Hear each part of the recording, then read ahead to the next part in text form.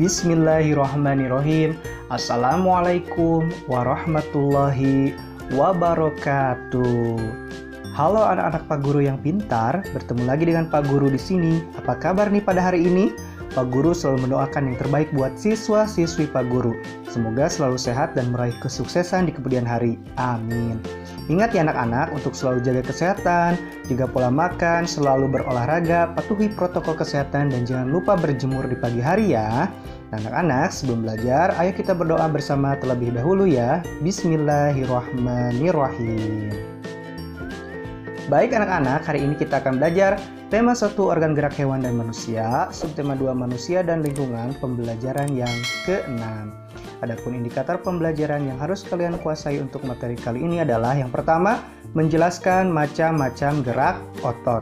Yang kedua, menjelaskan cara menjaga dan merawat otot. Dan yang ketiga adalah menggambar cover.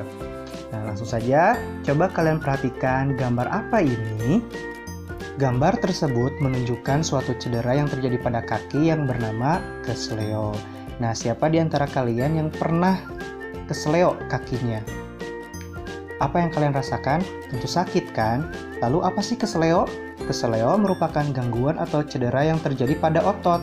Hal itu dapat terjadi karena adanya gerakan dadakan, kekurangsiapan otot untuk melakukan suatu gerakan, juga karena adanya paksaan gerakan pada otot. Nah, kesleo bisa terjadi kapan saja dan di mana saja, serta dalam kegiatan apa saja. Misalnya saat kalian berolahraga. Salah satu olahraga yang rentan terjadi kesleo atau cedera otot adalah sepak bola.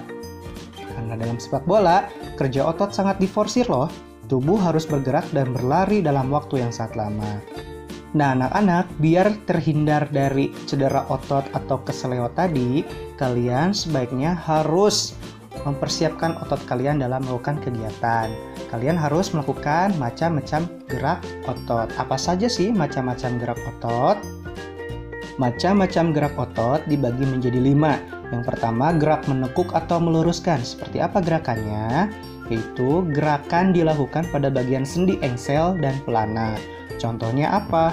Gerak lutut, siku, dan ruas-ruas jari tangan kalian. Kemudian yang kedua adalah gerak menurunkan atau menekan ke bawah. Gerakannya seperti menggunakan bagian tubuh kalian. Kemudian contohnya adalah gerak mengentakkan kaki dan menekan benda menggunakan tangan kalian. Kemudian yang ketiga, gerak menaikkan, yaitu gerakan dilakukan dengan menaikkan bagian tubuh kalian. Contohnya saat mulut terbuka kemudian kembali tertutup, biar mulutnya atau rahangnya tidak kaku ya. Yang keempat, gerak memutar, yaitu gerakan dilakukan pada sendi putar dan peluru. Contohnya gerak kepala menengok kanan dan kiri. Nah, kalian pernah melakukannya kan? Dan yang terakhir adalah gerak menjauhkan dan mendekatkan tubuh. Dilakukan dengan menjauhkan dan mendekatkan tubuh kalian. Contohnya, gerak merentangkan tangan dan menggerakkan kaki ke arah samping. Nah, itulah anak-anak macam-macam dari gerak otot. Jadi kalian sebisa mungkin melakukan peregangan otot ya, agar otot kalian tidak sakit. Anak-anak, lantas tadi kan ada sendi putar, sendi engsel, dan sebagainya. Tahukah kalian bahwasanya tulang satu dengan tulang lainnya dihubungkan dengan namanya sendi? Coba perhatikan gambar bagian rangka manusia ini ya. Nah, sendi putar ini terletak di daerah leher. Dapat digerakkan memutar, sehingga kalian bisa nengok kanan dan kiri kan? Nah, kepala juga bisa diputar-putar ketika berolahraga tuh. Kemudian, selain sendi putar tersebut, ada lagi nih yang namanya sendi engsel, yaitu hanya dapat digerakkan ke satu arah. Tanda panahnya di antara lengan bawah dan lengan atas manusia. Nah, di sana tangan kalian bisa menekuk, bisa berdoa, bisa diayunkan ke atas dan bawah. Nah, itu adalah fungsi sendi engsel. Kemudian yang ketiga adalah sendi peluru, yaitu dapat bergerak ke semua arah. Nah, di daerah panggul kalian, sehingga kalian bisa memutarkan panggul kalian dengan baik. Kemudian ada lagi yang namanya sendi pelana, itu dapat digerakkan kedua arah. Nah, di pergelangan tangan tuh, sehingga tangan kalian bisa ditekuk atas dan bawah. Nah, anak-anak, selain sendi pelana, kemudian yang terakhir adalah yang namanya sendi geser. Fungsinya hanya dapat menggeser. Silahkan kalian lihat tanda panahnya berada terletak di bagian pergelangan kaki. Anak-anak, itulah sekilas tentang sendi-sendi yang ada dalam tubuh kalian. Lalu ada pertanyaan nih, Pak, bagaimana sih caranya untuk menjaga dan merawat otot kita agar tidak ada lelah, terus sakit dan sebagainya? Nah, di sini Pak Guru memberikan cara menjaga dan merawat otot agar sehat bugar ya. Cara yang pertama adalah menghindari gerakan yang membebani kerja otot secara berlebihan. Nah, agar terhindar dari gangguan atau cedera pada otot, kalian harus menghindari kegiatan atau gerakan yang dipaksakan, gerakan tiba-tiba, dan kegiatan-kegiatan yang terlalu membebani kerja otot kalian. Misalnya, mengangkat barbel yang melebihi kerja otot kalian. Nah, yang kedua adalah melakukan peregangan.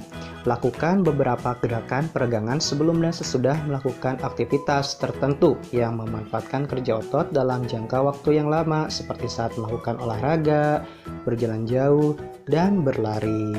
Nah, yang ketiga adalah melakukan latihan rutin. Seperti apa? Ya, banyak latihan fisik yang dapat kalian lakukan untuk menjaga kesehatan otot kalian. Nah, latihan rutin ini dapat dilakukan dengan beban maupun tanpa beban. Bisa dilakukan di dalam maupun di luar ruangan. Misalnya, jogging, bersepeda, nge-gym, dan lain sebagainya. Yang keempat adalah memenuhi kebutuhan cairan tubuh kalian. Nah, kebutuhan cairan setiap orang itu berbeda, termasuk kalian. Sedikitnya mengonsumsi 6 gelas air sehari agar dapat menjaga kesehatan tubuh. Cairan dapat membantu otot melemas setelah berkontraksi serta dapat melembabkan sel-sel otot, sehingga tidak mudah mengalami ketegangan. Kemudian yang kelima adalah mengonsumsi makanan yang bergizi dan bermanfaat bagi otot kalian. Nah, banyak jenis makanan yang mengandung gizi yang baik bagi otot, khususnya untuk pembentukan otot. Makanan-makanan tersebut antara lain putih telur, susu, ikan tuna, sayur brokoli, dada ayam, daging sapi, minyak ikan, keju, kacang almond dan kacang Arab, dan juga bayam. Yang keenam adalah meringankan nyeri otot. Nah, apabila otot kalian sedang nyeri, gunakan krim khusus otot untuk menimbulkan rasa hangat sehingga otot yang kram menjadi lebih rileks. Kalian bisa menggunakan krim, misalkan hot cream, geliga, dan lain sebagainya. Nah, itulah anak-anak cara menjaga dan merawat otot kalian agar menjadi sehat, tidak gampang sakit ya. Nah, kemudian anak-anak, masih ingatkah kalian dengan ragam cover pada pembelajaran sebelumnya? Nah, hari ini kalian akan menggambar cover. Nah, sebelum kalian menggambar cover, tentunya kalian harus mengingat kembali unsur-unsur apa saja sih ketika kalian harus menggambar cover atau sampul buku. Nah, anak-anak, perhatikan unsur-unsur dalam menggambar sebuah cover berikut ini. Yang pertama, judul dengan jenis huruf yang menarik atau mencolok. Kalian dalam membuat judul harus menggunakan jenis huruf yang menarik ya, dan yang bagus diwarnain, besar kecilnya harus bagus, dan lain sebagainya. Kemudian yang kedua, kalimat penjelas judul singkat dan mudah dipahami. Contohnya judulnya buku matematika, kalimat penjelas judulnya matematika untuk kelas 5. Nah, seperti itu. Kemudian unsur selanjutnya dalam menggambar sebuah cover adalah nama penulis. Kalian harus menuliskan nama penulisnya. Penulis cover itu siapa? Penulis buku tersebut siapa?